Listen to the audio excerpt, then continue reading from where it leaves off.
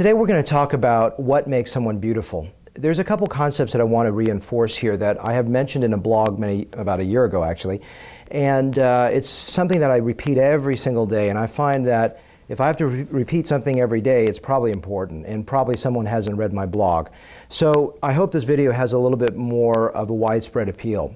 Let's talk about two words, balance and symmetry. Now what do those mean and what are the significance of each one? Oftentimes when someone comes to me, their focus is on symmetry, making sure that one side equals the other. There's oftentimes in the animal world we tend to start saying, you know what, a mate chooses another mate because of symmetry. There's been studies that show that. I will tell you, yes, possibly, but I think it's way overplayed. I find oftentimes, to make this easier for you to understand, there are three levels of symmetry. There's going to be symmetry which only you can see, and believe it or not, I had a nice lady yesterday say, but Dr. Lamb, you can see my asymmetric upper lip, right? I said, no. And I was staring at her upper lip until my eyes were bleeding. I couldn't see it. And I had two staff members take a look at it. They couldn't see it. Now, if no one can see it and that person can see it, is that really relevant to anyone else? And the answer is no. It's a waste of your time and money and effort to even think about trying to fix that symmetry because no one can see what you're talking about. So that is important. You say, well, why could that person see it and no one else sees it? The reason is that person is really close to the mirror. Oftentimes it's a woman trying to put makeup on and every little tiny flaw looks bad. And the vocabulary is that symmetry is bad. So therefore they're asymmetry is bad. Therefore they're trying to fix that symmetry. The next level of symmetry is that, okay, I can see it. Now there's obvious a little bit of asymmetry. The brow is not quite the same as the other side, whatever, the nose is slightly off.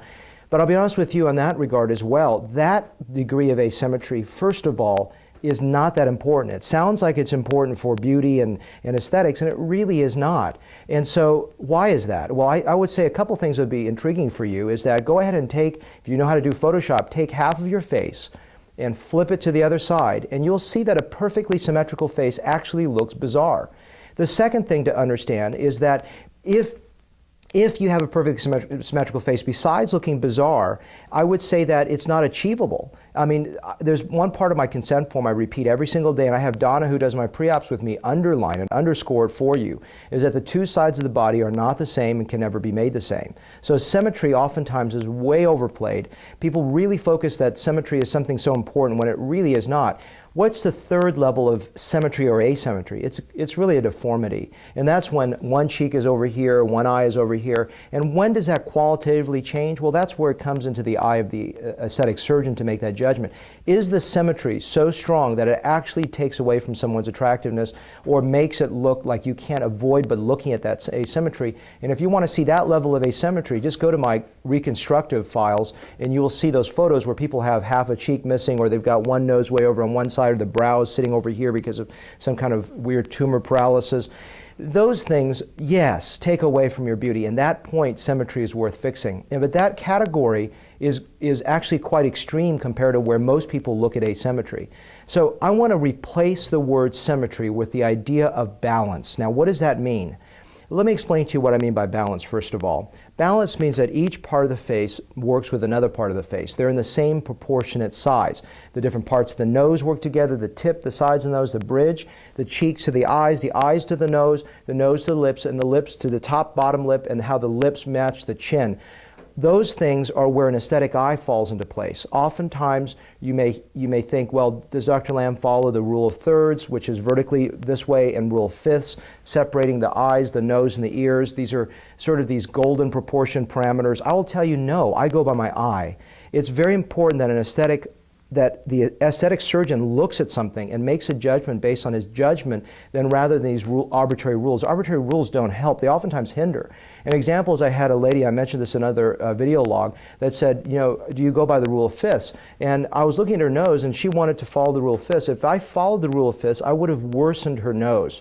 So this is what's so interesting is you have to go to someone that's artistic, that has a good eye, and can make judgment based on what you would benefit from. And based on your ethnicity, based on your gender, based on your age, based on what your desires are, and putting everything together. Now, let's use an example to have you understand balance and proportion a little bit better. What I'm talking about are these components of the face working together. Let's imagine for a moment a television screen. Let's be fancy. Let's call it a plasma television screen, a large 42-inch. I've got a glass of water floating on this screen. And this glass of water has no other reference points. There's no orange next to it. There's no individual standing next to it. And I ask you, how big is this glass of water? You have really no idea. You can't tell me, except maybe it's the size on the screen.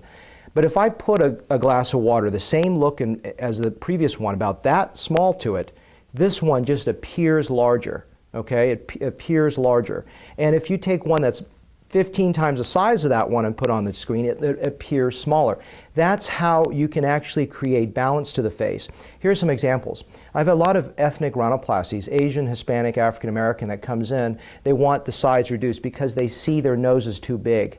What's very interesting is that the alar portion right out here is actually quite tiny. The central lobule is really, really big and thick, where I've got to work to get that reduced. And when I bring this in, all of a sudden the central lobule just flares up like a balloon. It looks terrible.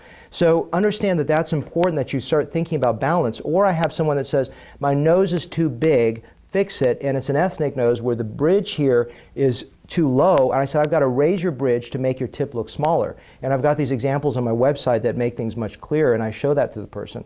So also, lips. This morning I just did a lip reduction on the bottom lip because the gentleman thought the lip was too hanging, and I could see the imbalance between the two lips. Now the two lips are more in balance and proportion.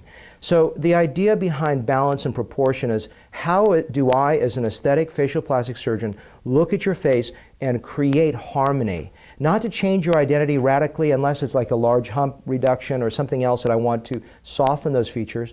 But the idea is, when I look at balance and proportion, is how each part of the face works with the adjoining or adjacent structure or around it. So those are things that are very, very important that you have to think about. One example that also is very interesting, I had a lady that came to me and said, you know, my nose is getting bigger. And I said, no. If you think about Leonardo da Vinci, and he talks about how the nose grows and hangs, yeah, I've got a couple examples of that on my website of aging nose. It usually happens in much older gentlemen where the cartilages sag and the ligaments between the cartilage sag, so the whole nose starts to drop. But that occurs much later in life.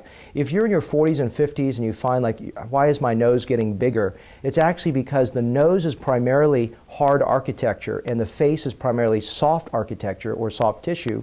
And soft tissue is far outweighs bone loss, so you lose a lot of soft tissue, so the face falls away faster than the nose. The nose becomes larger in proportion to the rest of the face, and it's not gotten bigger, the face has gotten smaller, and your perception is that the nose has gotten larger. So these are the things that I work with every day, is to look at balance proportion. So when you pay for not just a technician, when you come to me, you pay for someone with an aesthetic eye. Hopefully this idea between balance proportion versus symmetry was helpful.